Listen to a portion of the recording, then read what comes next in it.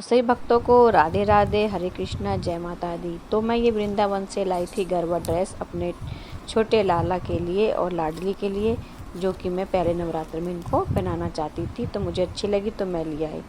और आज है पहला नवरात्रा, मैया के दिन आ गए हैं, तो सभी लोग अपने अपने तरीके से माँ को मनाते हैं। माँ की कृपा सब पे बनी रहे।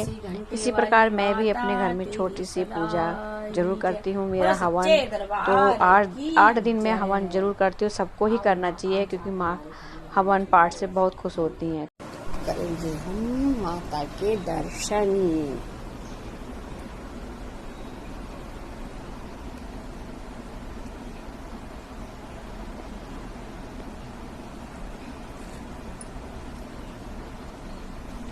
बोलो सच्चे दरबार की जय। तो आज है पहला नवरात्रा और हमारे ठाकुर जी ने पहले नवरात्रे में प्यारी सुंदर सी ड्रेस, और हमारे जो लाला सरकार है उन्होंने पहनी है आज गरबा वाली ड्रेस, और मैया ने पहना है लहंगा हरे रंग का। हरा रंग माँ का प्यारा रंग। तो कल माँ को हम पिंक कलर बनाएंगे। तो आज की शुरुआत हमारी पहले नवरात्रि के साथ। तो देखते हैं आज हमारा दिन कैसे जाता है और हम कैसे क्या क्या करते हैं। जय माता दी। तो सभी भक्तों को राधे राधे और जय माता दी।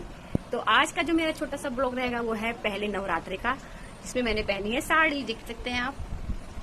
पहले दिन मैं साड़ी जरूर पहनती हूँ, चाहे मैं 1 घंटे के लिए पहनूं, लेकिन पहनती जरूर हूँ।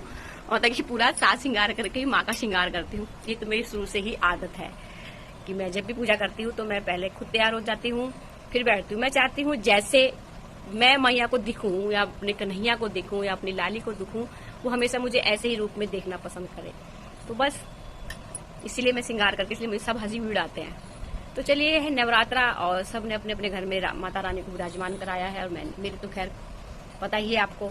तो कलश में भी मतलब कि समझ लो बहुत टाइम लग जाता है, 12 बज जाता है। जब पहले का टाइम बहुत याद आ रहा है कि जब नवरात्रे आते थे तो मंदिर जाने की बड़ी उत्सुकता होती थी कि भाई मंदिर जाना है, मंदिर जाना है। और आज कोई कहता है मुझे, तो मैं कहती हूँ मुझे मंदिर नहीं जाना। बस नहीं जाना तो नहीं जाना। जहाँ भगवान ने कह दिया नहीं जाना तो वहां नहीं जाना। इसकी भी एक वजह है कि शायद लोग मुझे मंदिर से हटाने के चक्कर में क्या क्या षड्यंत्र रच रहे थे। यार मुझसे बोलते थे तो मैं वैसे ही चली जाती, हट जाती।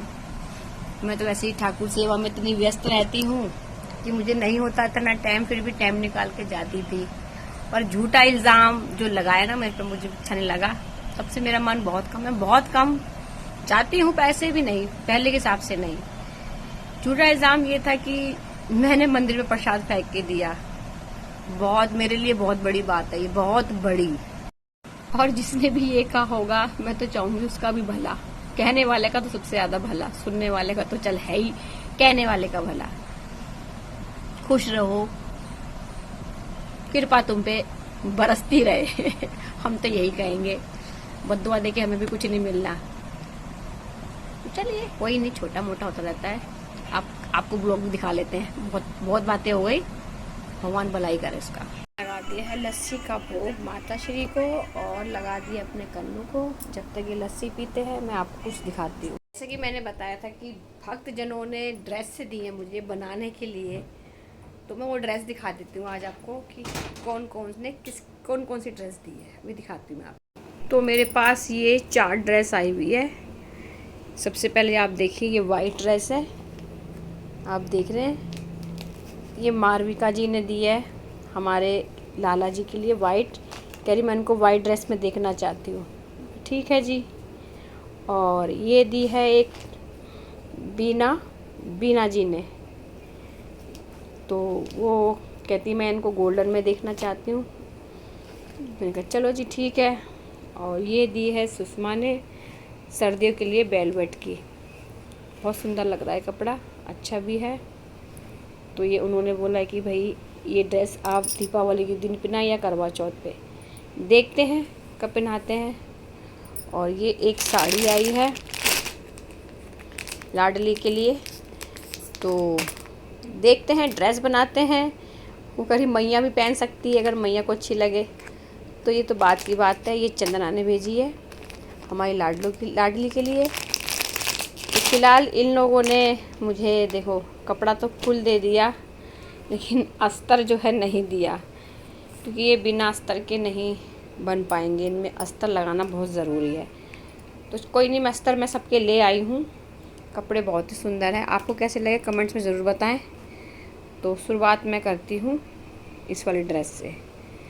तो जब ये तैयार हो जाएगी तो मैं आपको ज़रूर दिखाऊंगी। राधे राधे। ड्रेस से ज़्यादा मुझे अपनी इस उंगली की चिंता है। देखिए इसका हो रहा है बुरा हाल, और मुझे बहुत दर्द है इस उंगली में।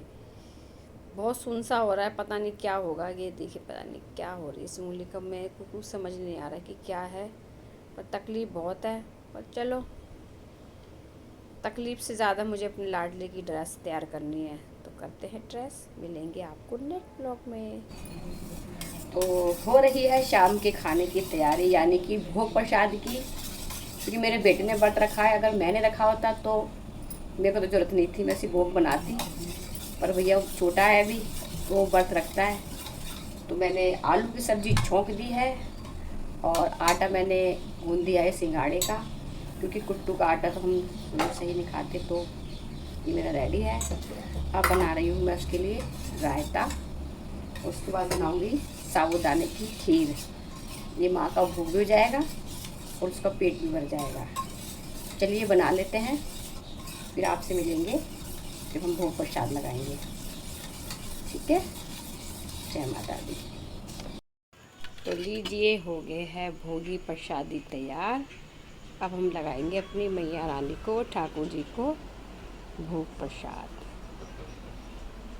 तो लीजिए, आपका भोग प्रसाद तैयार है।